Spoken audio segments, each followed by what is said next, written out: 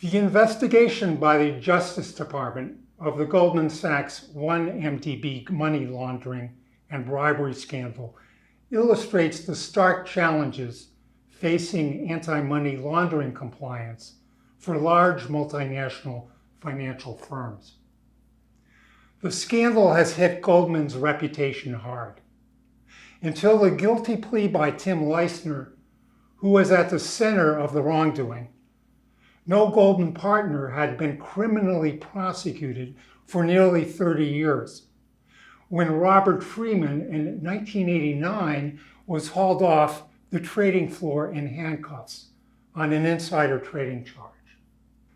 The scandal involved $6.5 billion raised in bond proceeds in 3 Malaysian wealth fund bond offerings, underwritten by Goldman in 2012 and 2013.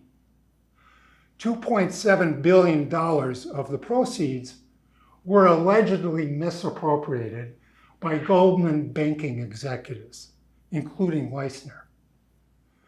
Goldman received some $600 million in fees for the underwritings. Leissner had tried repeatedly to bring a shady Malaysian financier, Joe Low, on board as a client to help win business. He failed due to suspicions by Goldman's compliance department about Low's source of wealth and possible money laundering. Despite compliance's victory, Leissner conspired with Low to help win Malaysia's mandate to underwrite the bond offerings. To that end, some of the $2.7 billion of stolen proceeds were allegedly used to bribe Malaysian officials and provide a slush fund for Najib Razak, Malaysia's prime minister at the time. Leissner pled guilty to stealing over $200 million used to bribe Malaysian officials and admitted to evading Goldman's compliance controls with another Goldman partner's assistance. In public statements, Goldman points to their former partners as rogue actors who intentionally misled the firm. Rather than the rogue event portrayed by Goldman, the scandal reveals how compliance can be systematically compromised in internationally active firms such as Goldman Sachs. A small group of large multinational banks compete fiercely with one another in a race that too often skews the risk-reward balance toward increasing market share, potentially overriding internal controls. 2 challenges can significantly heighten compliance risk facing these financial firms. The first challenge flows from these conglomerates' business models. In designing a compliance program, one must first ask how a company's business strategy might create tensions with its compliance and risk management systems. Here, Goldman's strategy was to expand aggressively in the intensely competitive Southeast Asian market. Well, this was in line with a prudent post-financial crisis strategy to diversify sources of revenue. But it also involved targeting the top spot in bond underwriting. By 2013, Goldman ranked number 2 in investment banking fees in the region. The Southeast Asian market is well known for its high level of money laundering risk. Entering this competition implied a high-risk appetite, which required a corresponding enhancement of risk management and compliance controls. These controls were apparently not up to the task of detecting and preventing the 1MDB wrongdoing. As the Justice Department noted in accepting Leissner's guilty plea, Goldman's business culture in its Southeast Asian franchise was highly focused on consummating deals ahead of the proper operation of its compliance function.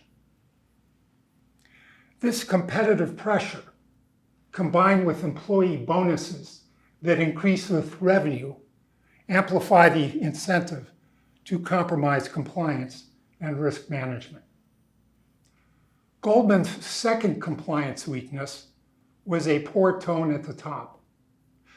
This fundamental compliance concept refers to the ethical standards and cultural norms that senior management sets for all of its employees. That an employee of Leistner's stature could so blithely brush off compliance without red flags waving, evade internal controls, and lie without detection and internal consequences shows how far the firm's risk appetite had shifted toward the aggressive end of the spectrum. At least in the Southeast Asia office, ethical norms of conduct were far down the list of priorities. While it's true Leistner never was able to bring Lowe on board as a Goldman client, he then crossed the line into brazenly illegal activities that benefited the firm as well as himself personally. It must be presumed that he would not have attained partnership status without executive management's approval of his conduct and character. Who makes partner at Goldman is a true reflection of the company's tone at the top.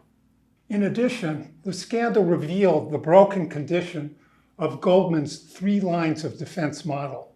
The model, now nearly universal among the large financial firms, was the finance industry's response to the colossal failures in risk management prior to the 2008 crisis.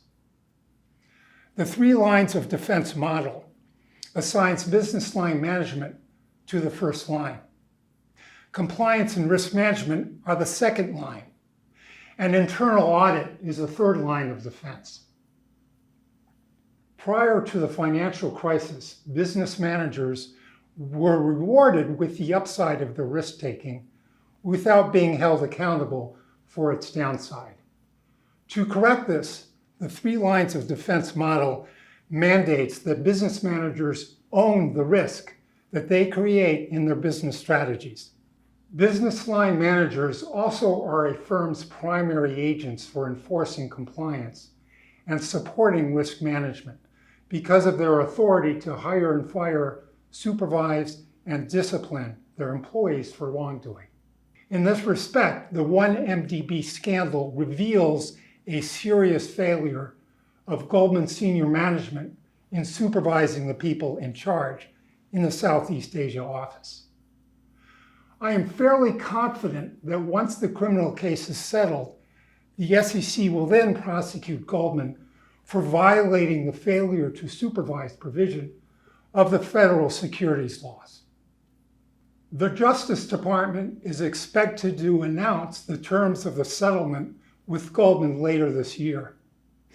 I believe it will involve a deferred prosecution agreement with its Asian subsidiary, which I expect will plead guilty to money laundering. I also believe that Goldman Sachs, Inc., the parent company, will then enter into a compliance remediation agreement with the Department of Justice to overhaul its enterprise-wide compliance and risk management systems. This would follow the department's approach in other large company settlements, such as the 2019 Walmart Foreign Corrupt Practices Act settlement. When the Goldman deal is made public, additional details will follow concerning the compliance flaws revealed in the 1MDB scandal.